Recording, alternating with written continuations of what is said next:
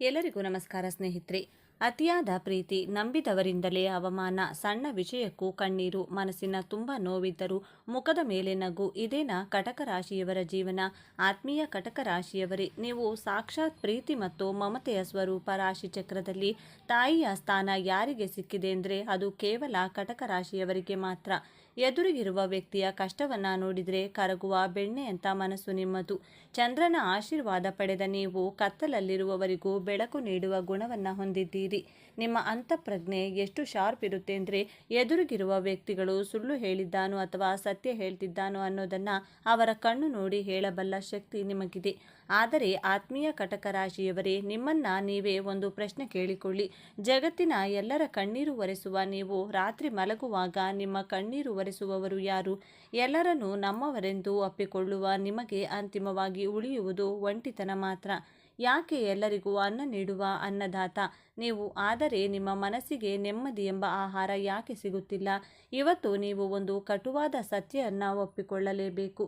ನಿಮ್ಮ ನಿಜವಾದ ಜೀವನದ ಅಶಾಂತಿಗೆ, ನಿಮ್ಮ ವೈಫಲ್ಯಕ್ಕೆ ಅಥವಾ ನೀವು ಅನುಭವಿಸುತ್ತಿರುವ ಮಾನಸಿಕ ಯಾತನೆಗೆ ಗ್ರಹಗಳಿಗಿಂತ ಹೆಚ್ಚಾಗಿ ನಿಮ್ಮದೇ ಆದ ಒಂದು ಸ್ವಭಾವ ಕಾರಣವಾಗಿದೆ.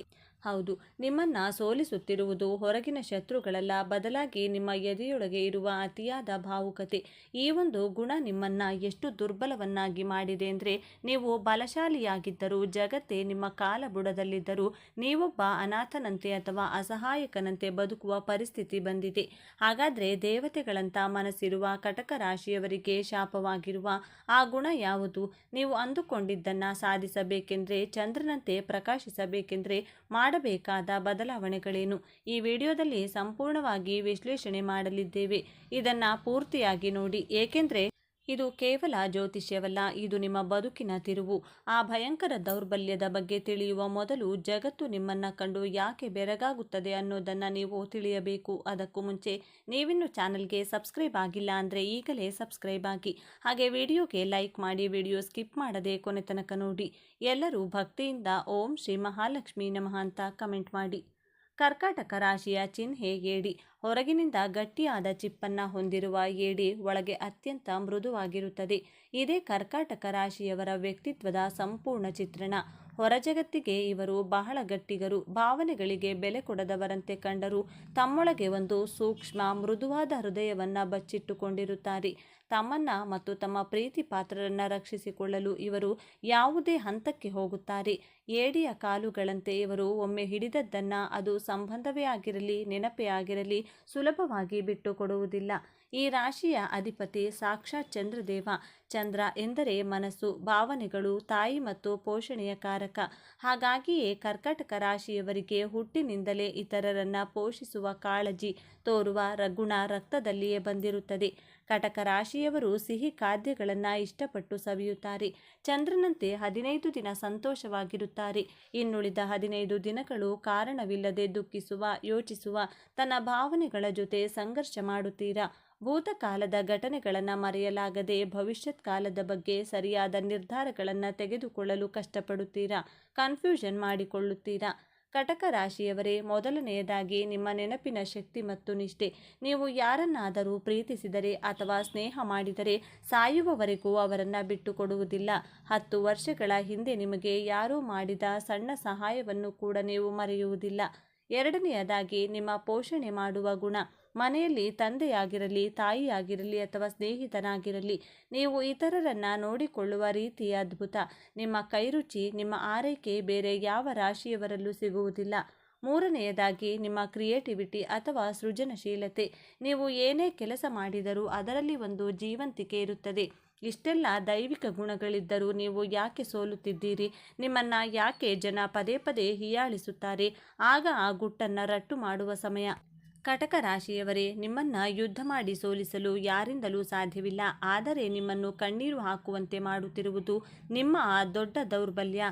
ಅದೇ ಗತಕಾಲವನ್ನು ಮರೆಯಲಾಗದ ಹಠ ಮತ್ತು ಅತಿಯಾದ ನಿರೀಕ್ಷೆ. ಕೇಳಲು ಇದು ಸರಳ ಅನಿಸಬಹುದು, ಆದರೆ ಇದೇ ನಿಮ್ಮ ಪ್ರಗತಿಗೆ ಅಡ್ಡವಾಗಿರುವ ಹಿಮಾಲಯ ಪರ್ವತ. ಕಟಕ ರಾಶಿಯವರು ವರ್ತಮಾನದಲ್ಲಿ ಬದುಕುವುದಕ್ಕಿಂತ ಹೆಚ್ಚಾಗಿ ಗತಕಾಲದಲ್ಲಿ ಬದುಕುತ್ತಾರೆ. ಯಾರೋ 10 ವರ್ಷದ ಹಿಂದೆ ಆಡಿದ ಒಂದು ಕೆಟ್ಟ ಮಾತನ್ನ, ಮಾಡಿದ ಒಂದು ಅವಮಾನವನ್ನ ನೀವು ಇವತ್ತಿಗೂ ನೆನೆಸಿಕೊಂಡು ಕೊರಗುತ್ತೀರಿ. ಅವರು ನನಗೆ ಹಾಗೆ ಅಂದು ಬಿಟ್ರಲ್ಲ, ಇವರು ನನಗೆ ಹೀಗೆ ಮಾಡಿದ್ರಲ್ಲ ಎಂಬ ಹಳೆ ಕಸವನ್ನ ಮನಸ್ಸಿನಲ್ಲಿಟ್ಕೊಂಡು ಇವತ್ತಿನ ಸುಂದರವಾದ ಬದುಕನ್ನ ಹಾಳು ಮಾಡಿಕೊಳ್ಳುತ್ತೀರಿ. ಎರಡನೆಯದಾಗಿ ಅತಿಯಾದ ನಿರೀಕ್ಷೆ. ನೀವು ಎದುರಿನ ವ್ಯಕ್ತಿಯನ್ನ ಪ್ರೀತಿಸಿದಷ್ಟೇ ಅವರಿಂದಲೂ ಅದೇ ಪ್ರೀತಿಯನ್ನ ನಿರೀಕ್ಷಿಸುತ್ತೀರಿ. ಆದರೆ ನೆನಪಿಡಿ ಕಟಕ ರಾಶಿಯವರೇ, ಎಲ್ಲರ ಮನಸ್ಸು ನಿಮ್ಮ ಹಾಗಿರುವುದಿಲ್ಲ. ನೀವು ನಿರೀಕ್ಷೆ ಮಾಡಿದ ಪ್ರೀತಿ ಸಿಗದೇ ಇದ್ದಾಗ ನೀವು ಡಿಪ್ರೆಷನ್ಗೆ ಹೋಗುತ್ತೀರಿ, ಕೋಪ ಮಾಡಿಕೊಳ್ಳುತ್ತೀರಿ, ಮೌನಕ್ಕೆ ಶರಣಾಗುತ್ತೀರಿ. ಈ ಮೌನವೇ ನಿಮ್ಮ ಶತ್ರು. ನಿಮ್ಮ ಈ ಸ್ವಭಾವದಿಂದ ನಿಮ್ಮ ಜೀವನದಲ್ಲಿ ಆಗುತ್ತಿರುವ 3 ಆಘಾತಕಾರಿ ಪರಿಣಾಮಗಳನ್ನು ಗಮನಿಸಿ. ಮೊದಲನೆಯದಾಗಿ ಭಾವನಾತ್ಮಕ ಶೋಷಣೆ. ನೀವು ತುಂಬ ಸಾಫ್ಟ್ ಅಂತ ಜಗತ್ತಿಗೆ ಗೊತ್ತಿದೆ, ಹಾಗಾಗಿ ಜನ ನಿಮ್ಮ ಹತ್ತಿರ ಬಂದು ಕಣ್ಣೀರು ಹಾಕಿ ನಿಮ್ಮ ಹಣ ಮತ್ತು ಸಹಾಯವನ್ನ ಪಡೆದು ಕೆಲಸ ಆದ ಮೇಲೆ ನಿಮ್ಮನ್ನ ಕಸದ ಬುಟ್ಟಿಯಂತೆ ನೋಡುತ್ತಾರೆ. ಆದರೂ ನೀವು ಬದಲಾಗುವುದಿಲ್ಲ. ಎರಡನೆಯದಾಗಿ ಆರೋಗ್ಯದ ಸಮಸ್ಯೆ ಮತ್ತು ಮನಃಶಾಂತಿ. ಸಣ್ಣ ವಿಷಯಕ್ಕೂ ಚಿಂತೆ ಮಾಡುವ ಸ್ವಭಾವ ನಿಮ್ಮದು. ಯಾರೋ ಫೋನ್ ರಿಸೀವ್ ಮಾಡಿಲ್ಲ ಅಂದರೆ ಸಾಕು, 100 ಕೆಟ್ಟ ಆಲೋಚನೆಗಳು ನಿಮ್ಮ ತಲೆಯಲ್ಲಿ ಓಡುತ್ತವೆ. ಈ ಅತಿಯಾದ ಆಲೋಚನೆ ನಿಮ್ಮ ಜೀರ್ಣಕ್ರಿಯೆ ಮತ್ತು ನಿದ್ದೆಯನ್ನು ಹಾಳು ಮಾಡುತ್ತಿದೆ. ನಿಮ್ಮ ಆರೋಗ್ಯ ಹಾಳಾಗಲು ಅರ್ಧ ಕಾರಣ ನಿಮ್ಮ ಮನಸ್ಸೇ ಹೊರತು ದೇಹವಲ್ಲ. ಮೂರನೆಯದಾಗಿ ಮೂಡ್ ಸ್ವಿಂಗ್ಸ್ನಿಂದ ಅವಕಾಶಗಳ ನಾಶ. ಕಟಕ ರಾಶಿಯವರ ಮನಸ್ಸು ಕ್ಷಣ ಕ್ಷಣಕ್ಕೂ ಬದಲಾಗುತ್ತದೆ. ಬೆಳಿಗ್ಗೆ ಇದ್ದ ಉತ್ಸಾಹ ಸಂಜೆ ಇರುವುದಿಲ್ಲ. ನಿಮ್ಮ ಈ ಮೂಡ್ ಸ್ವಿಂಗ್ಸ್ನಿಂದಾಗಿ ಕೈಗೆ ಬಂದ ಎಷ್ಟೋ ದೊಡ್ಡ ಅವಕಾಶಗಳನ್ನು, ಉದ್ಯೋಗಗಳನ್ನು ಅಥವಾ ಸಂಬಂಧಗಳನ್ನು ನೀವೇ ಹಾಳು ಮಾಡಿಕೊಂಡಿದ್ದೀರಿ. ಕೋಪದಲ್ಲಿ ಅಥವಾ ಬೇಸರದಲ್ಲಿ ನೀವು ತೆಗೆದುಕೊಳ್ಳುವ ನಿರ್ಧಾರಗಳು ಯಾವಾಗಲೂ ತಪ್ಪಾಗಿರುತ್ತವೆ. ಕಟಕ ರಾಶಿಯವರೇ, ಇನ್ನು ಸಾಕು ಈ ಕಣ್ಣೀರು. ನೀವು ಕೇವಲ ಆಳಲು ಹುಟ್ಟಿದವರಲ್ಲ, ಆಳಲು ಹುಟ್ಟಿದವರು. ನಿಮ್ಮ ರಾಶ್ಯಾಧಿಪತಿ ಚಂದ್ರನಂತೆ ತಂಪಾಗಿ ಆದರೆ ಸಮುದ್ರದಲೆಯಂತೆ ಶಕ್ತಿಯುತವಾಗಿ ಇರಬೇಕೆಂದರೆ ಈ ಕ್ಷಣವೇ ಈ 3 ಬದಲಾವಣೆಗಳನ್ನು ಮಾಡಿಕೊಳ್ಳಿ. ಮೊದಲನೆಯದಾಗಿ ಕ್ಷಮಿಸಿ ಮತ್ತು ಮರೆತು ಬಿಡಿ. ಹೌದು, ನಿಮ್ಮ ಮನಸ್ಸು ಒಂದು ಸ್ಟೋರ್ ರೂಮ್ ಅಲ್ಲ. ಹಳೆಯ ನೋವುಗಳನ್ನು ಶೇಖರಿಸಿಡಬೇಡಿ. ಯಾರೋ ನಿಮಗೆ ನೋವು ಕೊಟ್ಟಿದ್ದಾರೋ ಅವರನ್ನು ನಿಮ್ಮ ಮನಸ್ಸಿನಿಂದ ಶಾಶ್ವತವಾಗಿ ಡಿಲೀಟ್ ಮಾಡಿ. ಗತಕಾಲದ ಗೋರಿಯ ಮೇಲೆ ಕುಳಿತು ಆಳುವುದನ್ನು ನಿಲ್ಲಿಸಿ. ಇವತ್ತು ಏನಾಗಬೇಕು ಅದರ ಕಡೆ ಗಮನ ಕೊಡಿ. ನೆನಪಿಡಿ, ಮರೆತವನು ಮಾತ್ರ ಬದುಕುತ್ತಾನೆ. ಎರಡನೆಯದಾಗಿ ಗಟ್ಟಿ ಕವಚವನ್ನು ನಿರ್ಮಿಸಿಕೊಳ್ಳಿ. ಏಡಿ ಹೇಗೆ ತನ್ನ ಮೃದುವಾದ ದೇಹ ರಕ್ಷಿಸಿಕೊಳ್ಳಲು ಗಟ್ಟಿಯಾದ ಕವಚವನ್ನು ಹೊಂದಿದೆಯೋ ಹಾಗೆ ನೀವು ಕೂಡ ಮಾನಸಿಕವಾಗಿ ಕಠಿಣವಾಗಲೇಬೇಕು. ಯಾರ ಮಾತುಗಳು ನಿಮ್ಮ ಮನಸ್ಸನ್ನು ಮುಟ್ಟಬಾರದು. ಯಾರಾದರೂ ನಿಮ್ಮನ್ನ ಟೀಕಿಸಿದರೆ ಅದು ಅವರ ಅಭಿಪ್ರಾಯವಷ್ಟೇ. ನಿರ್ಲಕ್ಷ್ಯ ಮಾಡುವುದನ್ನು ಕಲಿಯಿರಿ. ಪ್ರತಿಯೊಬ್ಬರಿಗೂ ಉತ್ತರಿಸುತ್ತಾ ಹೋದರೆ ನಿಮ್ಮ ಪ್ರಯಾಣ ಅರ್ಧಕ್ಕೆ ನಿಲ್ಲುತ್ತದೆ. ಮೂರನೆಯದಾಗಿ ನಿರೀಕ್ಷೆ ಇಲ್ಲದ ಕರ್ಮ. ಗೀತೆಯಲ್ಲಿ ಕೃಷ್ಣ ಹೇಳಿದ ಮಾತು ನಿಮಗೆ ಅನ್ವಯವಾಗಬೇಕು. ನೀವು ಸಹಾಯ ಮಾಡಿ, ಪ್ರೀತಿ ಕೊಡಿ, ಆದರೆ ಬದಲಾಗಿ ಅವರಿಂದ ಏನನ್ನೂ ನಿರೀಕ್ಷಿಸಬೇಡಿ. ಯಾವಾಗ ನೀವು ನಾನು ಮಾಡಿದೆ ಅನ್ನೋದನ್ನು ಬಿಟ್ಟು ನನ್ನ ಕರ್ತವ್ಯ ಮಾಡಿದೆ ಅಂದುಕೊಳ್ಳುತ್ತೀರೋ ಆಗ ಯಾವ ನೋವು ನಿಮ್ಮ ಹತ್ತಿರವೂ ಸುಳಿಯುವುದಿಲ್ಲ. ನಿಮ್ಮ ಸಂತೋಷದ ಕೀಲಿ ಕೈಯನ್ನು ಬೇರೆಯವರ ಜೇಬಿನಲ್ಲಿಡಬೇಡಿ. ಕಟಕ ರಾಶಿಯವರೇ, ನೀವು ನೀರಿನ ತರಹ. ನೀರಿಗೆ ಆಕಾರವಿಲ್ಲ, ಆದರೆ ಅದು ಬಂಡೆಯನ್ನೇ ಒಡೆಯುವ ಶಕ್ತಿ ಹೊಂದಿದೆ. ನಿಮ್ಮ ಭಾವನೆಗಳನ್ನು ದೌರ್ಬಲ್ಯ ಮಾಡಿಕೊಳ್ಳಬೇಡಿ, ಅದನ್ನೇ ನಿಮ್ಮ ಶಕ್ತಿಯನ್ನಾಗಿ ಮಾಡಿಕೊಳ್ಳಿ. ನಿಮ್ಮ ಪ್ರೀತಿಯನ್ನ ಅರ್ಹತೆ ಇರುವವರಿಗೆ ಮಾತ್ರ ಕೊಡಿ. ಇಂದಿನಿಂದ ಕನ್ನಡಿಯ ಮುಂದೆ ನಿಂತು ಹೇಳಿಕೊಳ್ಳಿ, ನಾನು ಯಾರಿಗಾಗಿಯೂ ಕಣ್ಣೀರು ಹಾಕುವುದಿಲ್ಲ. ನನ್ನ ನಗು, ನನ್ನ ನೆಮ್ಮದಿ ನನಗೆ ಮುಖ್ಯ. ಯಾವಾಗ ನೀವು ನಿಮ್ಮನ್ನ ಪ್ರೀತಿಸಲು ಶುರು ಮಾಡುತ್ತೀರೋ ಆಗ ಇಡೀ ಜಗತ್ತು ನಿಮ್ಮ ಹಿಂದೆ ಬರುತ್ತದೆ. ಸ್ನೇಹಿತರೆ, ಕಟಕ ರಾಶಿಯವರ ಈ ವಿಶ್ಲೇಷಣೆ ನಿಮಗೆ ಸರಿ ಅನಿಸಿದರೆ, ನಿಮ್ಮ ಜೀವನದ ಕತೆ ಕೂಡ ಇದೇ ಆಗಿದ್ರೆ ದಯವಿಟ್ಟು ಈ ವಿಡಿಯೋಗೆ ಒಂದು ಲೈಕ್ ಮಾಡಿ. ನಿಮ್ಮ ಪ್ರತಿ ಲೈಕ್ ನಮಗೆ ಬೆಂಬಲ ನೀಡುತ್ತದೆ ಮತ್ತು ನಿಮ್ಮ ಅಚ್ಚುಮೆಚ್ಚಿನ ಕಟಕ ರಾಶಿಯ ಸ್ನೇಹಿತರಿಗೆ, ಸಂಬಂಧಿಕರಿಗೆ ಈ ವಿಡಿಯೋವನ್ನು ಶೇರ್ ಮಾಡಿ. ಅವರಿಗೂ ಬದುಕುವ ದಾರಿ ಸಿಗಲಿ. ಇದೇ ರೀತಿ ದ್ವಾದಶ ರಾಶಿಗಳ ನಿಖರವಾದ ಫಲಗಳನ್ನು, ರಹಸ್ಯಗಳನ್ನು ತಿಳಿದುಕೊಳ್ಳಲು ನಮ್ಮ ಚಾನೆಲ್ನ ಈಗಲೇ ಸಬ್ಸ್ಕ್ರೈಬ್ ಮಾಡಿ. ನಿಮ್ಮ ರಾಶಿ ಯಾವುದು ಮತ್ತು ನಿಮ್ಮ ಜೀವನದ ದೊಡ್ಡ ಸಮಸ್ಯೆ ಏನು ಎಂಬುದನ್ನು ಕಮೆಂಟ್ ಬಾಕ್ಸ್ನಲ್ಲಿ ತಿಳಿಸಿ. ಕಟಕ ರಾಶಿಯವರ ಜೀವನ ಹೇಗಿರುತ್ತದೆ? ಕಟಕ ರಾಶಿಯವರ ಕುಟುಂಬಕ್ಕೆ ಸಂಬಂಧಿಸಿದಂತೆ ಇವರ ಕುಟುಂಬವನ್ನು ಇವರು ಹೇಗೆಲ್ಲ ನೋಡಿಕೊಳ್ತಾರೆ? ಕಟಕ ರಾಶಿಯವರು ಹಣಕಾಸಿನ ವಿಚಾರದಲ್ಲಿ ತಮ್ಮ ಜೀವನವನ್ನು ಹೇಗೆಲ್ಲ ನಿಭಾಯಿಸುತ್ತಾರೆ? ಕಟಕ ರಾಶಿಯವರು ಸಮಾಜದಲ್ಲಿ ಹೇಗೆಲ್ಲ ಗೌರವವನ್ನು ಸಂಪಾದಿಸುತ್ತಾರೆ? ಕಟಕ ರಾಶಿಯವರು ತಮ್ಮ ಜೀವನದಲ್ಲಿ ಏನೆಲ್ಲ ಮಾಡಬೇಕೆಂದು ಬಯಸುತ್ತಾರೆ? ಹಾಗಾದರೆ ಕಟಕ ರಾಶಿಯವರ ಮುಂದಿನ ದಿನಗಳಲ್ಲಿ ಜೀವನವನ್ನು ಹೇಗೆಲ್ಲ ನಡೆಸುತ್ತಾರೆ? ಕಟಕ ರಾಶಿಯವರ ಮನಸ್ಸಿನಲ್ಲಿ ಅಡಗಿರುವ ಅವ್ಯಕ್ತ ನಿಗೂಢ ಭಯದ ಬಗ್ಗೆ, ಈ ಭಯದಿಂದ ಹೇಗೆ ಹೊರಗಡೆ ಬರಬೇಕು ಎಂಬಂತಹ ಇಂಟ್ರೆಸ್ಟಿಂಗ್ ವಿಚಾರಗಳನ್ನು ಈ ವಿಡಿಯೋದಲ್ಲಿ ತಿಳಿಸಿಕೊಡಲಿದ್ದೇನೆ. ಕಟಕ ರಾಶಿಯವರ ಸಂಪೂರ್ಣ ಮಾಹಿತಿಯನ್ನು ಈ ವಿಡಿಯೋದಲ್ಲಿ ಒಂದೊಂದಾಗಿ ತಿಳಿಯೋಣ ಬನ್ನಿ. ಅದಕ್ಕೂ ಮುಂಚಿತವಾಗಿ ನೀವೇನಾದರೂ ದೇವರು ಮತ್ತು ಜ್ಯೋತಿಷ್ಯ ಶಾಸ್ತ್ರವನ್ನು ನಂಬುವುದಾದರೆ ಈ ವಿಡಿಯೋಗೆ ಈಗಲೇ ಲೈಕ್ ಮಾಡಿ, ಹಾಗೆ ನಮ್ಮ ಚಾನಲ್ಗೆ ಈಗಲೇ ಸಬ್ಸ್ಕ್ರೈಬ್ ಮಾಡಿಕೊಳ್ಳಿ. ಎಲ್ಲ ನಮ್ಮವರು ಎಂಬುದು ಭ್ರಮೆ, ನಾನು ನನ್ನದು ಎಂಬುದು ಸ್ವಾರ್ಥ, ಅವರು ನನ್ನವರು ಎಂಬುದು ಶುದ್ಧ ಸುಳ್ಳು, ನಿನಗಾಗಿ ನೀನು ಎನ್ನುವುದೇ ಸತ್ಯ, ಯಾರಿಂದಲೂ ಏನನ್ನೂ ಬಯಸದೇ ಇರುವುದೇ ಸೌಖ್ಯ. ಭಯ ಪಡುವುದು ಮನುಷ್ಯನ ಸಹಜ ಗುಣ. ಎಲ್ಲರಿಗೂ ಭೂತ ಪ್ರೇತಗಳು ಮಾತ್ರ ಹೆದರಿಸಬೇಕು ಎಂದೇನಿಲ್ಲ. ಕೆಲವೊಬ್ಬರಿಗೆ ಭವಿಷ್ಯತ್ ಕಾಲದ ಬಗ್ಗೆ ದೀರ್ಘವಾದ ಆಲೋಚನೆಯನ್ನು ಮಾಡಿ ಭಯಪಡುತ್ತಾರೆ. ಕುಂಡಲಿಯ 6, 8, 12ನೇ ಭಾವದಿಂದ ನಿಮ್ಮ ಭಯದ ಮೂಲ ಕಾರಣಗಳನ್ನು ಕಂಡು ಹಿಡಿಯಬಹುದು. 6ನೇ ಭಾವದಿಂದ ರೋಗ, ಋಣ, ಶತ್ರುಗಳ ಭಯ ಕಾಡಿದರೆ 8ನೇ ಭಾವದಿಂದ ಆಕಸ್ಮಿಕ ಘಟನೆಗಳ ಬಗ್ಗೆ ಭಯವನ್ನು ಕೊಡುತ್ತದೆ. 12ನೇ ಭಾವದಿಂದ ವಸ್ತುಗಳನ್ನು, ವ್ಯಕ್ತಿಗಳನ್ನು, ಸಂಬಂಧಗಳನ್ನು ಕಳೆದುಕೊಳ್ಳುವ ಭಯವನ್ನು ಕಂಡುಹಿಡಿಯಬಹುದು. ಕಾಲಪುರುಷನ ಕುಂಡಲಿಯಲ್ಲಿ ಕಟಕ ರಾಶಿ 4ನೇ ರಾಶಿಯಾಗಿದೆ. ಕಟಕ ರಾಶಿ ಪಂಚತತ್ವಗಳಲ್ಲಿ ಜಲತತ್ವ ರಾಶಿ. ಕಟಕ ರಾಶಿಯ ಚಿಹ್ನೆ ಹೇಡಿಕಾಯಿ. ಹೇಡಿಕಾಯಿ ಯಾರಿಗಾದರೂ ಹಿಡಿದುಕೊಂಡರೆ ಅಷ್ಟು ಸುಲಭವಾಗಿ ಬಿಡುವುದಿಲ್ಲ. ಇವರು ಹಾಗೆಯೇ ಯಾರನ್ನಾದರೂ ಪ್ರೀತಿಸಿದರೆ ಮನಸ್ಸಿನಿಂದ, ಹೃದಯದಿಂದ ಪ್ರೀತಿಸುತ್ತಾರೆ. ಆ ವ್ಯಕ್ತಿಗಳಿಂದ ದೂರವಾಗಲು ಇಷ್ಟಪಡುವುದಿಲ್ಲ. ಮನಸ್ಸಿಗೆ ಬಹಳ ಬೇಗ ಹಚ್ಚಿಕೊಳ್ಳುವ ಗುಣ ಇವರದು. ಕರ್ಕಾಟಕ ರಾಶಿಯ ಅಧಿಪತಿ ಚಂದ್ರಗ್ರಹ. ಚಂದ್ರಗ್ರಹ ಶೀತಲ, ತಂಪಾದ ಗ್ರಹ. ಇದೇ ರೀತಿ ಕಟಕ ರಾಶಿಯವರು ನೋಡಲು ಆಕರ್ಷಕ, ಸುಂದರವಾಗಿದ್ದು ಇವರ ಮಾತು ಮಧುರವಾಗಿರುತ್ತದೆ. ಬಹಳ ಸೂಕ್ಷ್ಮ ಸ್ವಭಾವದವರು. ಚಂದ್ರಗ್ರಹದ ಪ್ರಭಾವದಿಂದ ನೀವು ತುಂಬ ಭಾವನಾತ್ಮಕ, ದಯಾಳು ಗುಣದವರಾಗಿರುತ್ತೀರಾ. ನಿಮ್ಮ ಸ್ನೇಹಿತರು ಹೇಳುವ ಮುಂಚೆಯೇ ಅವರ ಮನಸ್ಸಿನ ಮಾತನ್ನು, ಕಷ್ಟಗಳನ್ನು ಕಂಡುಹಿಡಿಯುತ್ತೀರಾ, ಅರ್ಥ ಮಾಡಿಕೊಳ್ಳುತ್ತೀರಾ. ಅವರಿಗೆ ತಾಯಿಯ ರೀತಿ ಸಂತಹಿಸುತ್ತೀರಾ. ಹಾರೈಕೆ ಮಾಡುವ ಗುಣದವರು. ಕುಟುಂಬದ ಸದಸ್ಯರೇ ಆಗಲಿ, ಜೀವನ ಸಂಗಾತಿಯನ್ನೇ ಆಗಲಿ ತುಂಬ ಆಳವಾಗಿ ಪ್ರೀತಿಸುತ್ತೀರಾ. ನಿಮ್ಮ ಸ್ವಭಾವವು ಬಹಳ ಸಿಹಿಯಾಗಿರುತ್ತದೆ. ಕಟಕ ರಾಶಿಯವರು ಸಿಹಿ ಖಾದ್ಯಗಳನ್ನು ಇಷ್ಟಪಟ್ಟು ಸವಿಯುತ್ತಾರೆ. ಚಂದ್ರನಂತೆ 15 ದಿನ ಸಂತೋಷವಾಗಿರುತ್ತಾರೆ. ಇನ್ನುಳಿದ 15 ದಿನಗಳು ಕಾರಣವಿಲ್ಲದೆ ದುಃಖಿಸುವ, ಯೋಚಿಸುವ, ತನ್ನ ಭಾವನೆಗಳ ಜೊತೆ ಸಂಘರ್ಷ ಮಾಡುತ್ತೀರಾ. ಭೂತಕಾಲದ ಘಟನೆಗಳನ್ನು ಮರೆಯಲಾಗದೆ ಭವಿಷ್ಯತ್ ಕಾಲದ ಬಗ್ಗೆ ಸರಿಯಾದ ನಿರ್ಧಾರಗಳನ್ನು ತೆಗೆದುಕೊಳ್ಳಲು ಕಷ್ಟಪಡುತ್ತೀರಾ. ಕನ್ಫ್ಯೂಷನ್ ಮಾಡಿಕೊಳ್ತೀರಾ. 12 ರಾಶಿಗಳಿಗೆ ಹೋಲಿಸಿದರೆ ಕಟಕ ರಾಶಿಯವರು ಸಂಬಂಧಗಳಲ್ಲಿ ಹೆಚ್ಚು ಹೆಚ್ಚು ನೋವುಗಳನ್ನು ಅನುಭವಿಸುತ್ತೀರಾ. ನಿಮ್ಮ ಜೀವನದಲ್ಲಿ ಬಂದು ಹೋಗುವ ಸ್ನೇಹಿತರು, ಕೆಲವು ವ್ಯಕ್ತಿಗಳು ನಿಮಗೆ ಪಾಠವನ್ನು, ಒಳ್ಳೆಯ ಅನುಭವಗಳನ್ನು ಕೊಡುತ್ತಾರೆ. ಜೊತೆಗೆ ಕೆಟ್ಟ ಅನುಭವಗಳನ್ನು ಕೊಟ್ಟು ನಿಮ್ಮನ್ನು ಬಿಟ್ಟು ಹೋಗುತ್ತಾರೆ. ಸಂಬಂಧಗಳಲ್ಲಿ ದ್ರೋಹಗಳನ್ನು ಅನುಭವಿಸಿ ನಿಮ್ಮ ಮನಸ್ಸು ಕುಗ್ಗಿ ಹೋಗುತ್ತದೆ. ನಿಮ್ಮ ಮನಸ್ಸು ಅಸುರಕ್ಷಿತ ಭಾವನೆಯಿಂದ ಕೂಡಿರುತ್ತದೆ. ಪದೇ ಪದೇ ವಿಶ್ವಾಸಘಾತ, ದ್ರೋಹ ಮಾಡುತ್ತಾರೆ ಎಂಬ ಭಯ ಸದಾ ನಿಮ್ಮ ಮನಸ್ಸಿನಲ್ಲಿ ಕಾಡುತ್ತಲೇ ಇರುತ್ತದೆ. ನಿಮ್ಮ ಸರಳ ಸ್ವಭಾವವನ್ನು ವ್ಯಕ್ತಿಗಳು ಅಡ್ವಾಂಟೇಜ್ ಆಗಿ ತೆಗೆದುಕೊಳ್ಳುತ್ತಾರೆ. ಕಟಕ ರಾಶಿಯವರಿಗೆ ಅನ್ನಿಸುವುದು, ನಾನು ಏನು ತಪ್ಪು ಮಾಡಿಲ್ಲ, ಆದರೂ ಏಕೆ ಎಲ್ಲರೂ ನನ್ನಿಂದ ದೂರವಾಗ್ತಾರೆ ಎಂಬಂಥ ಅವ್ಯಕ್ತ ಭಯ ನಿಮ್ಮನ್ನು ಕಾಡುತ್ತದೆ. ನಾನು ಎಲ್ಲರ ನೋವು, ಕಷ್ಟಗಳಿಗೆ ಸ್ಪಂದಿಸುತ್ತೇನೆ, ಆದರೆ ನನ್ನ ಕಷ್ಟ, ನೋವು, ಸಂಕಟಗಳಿಗೆ, ಮನಸ್ಸಿನ ಮಾತನ್ನು ಯಾರೂ ಕೇಳಲು ಸಿದ್ಧವಿಲ್ಲ. ಜೊತೆಗೆ ನನ್ನನ್ನು ಅರ್ಥ ಮಾಡಿಕೊಳ್ಳುವವರು ಯಾರೂ ಇಲ್ಲ ಎಂಬಂತಹ ಚಿಂತೆ ನಿಮ್ಮಲ್ಲಿ ಕಾಡುತ್ತದೆ. ಕಟಕ ರಾಶಿಯವರು ಹೋದ ಘಟನೆಗಳನ್ನು ಯಾವಾಗಲೂ ಪದೇ ಪದೇ ನೆನಪು ಮಾಡಿಕೊಳ್ತೀರಾ. ಈ ಕಹಿ ನೆನಪು ನಿಮ್ಮನ್ನು ಮತ್ತಷ್ಟು ದುಃಖಕ್ಕೆ ದೂಡುತ್ತದೆ.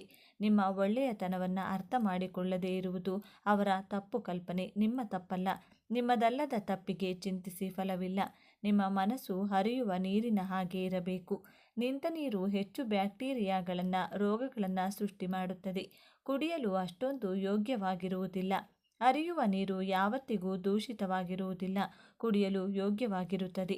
ಆದ್ದರಿಂದ ನಿಮ್ಮ ಮನಸ್ಸು ಹರಿಯುವ ನೀರಿನ ಹಾಗೆ ಇರಲಿ.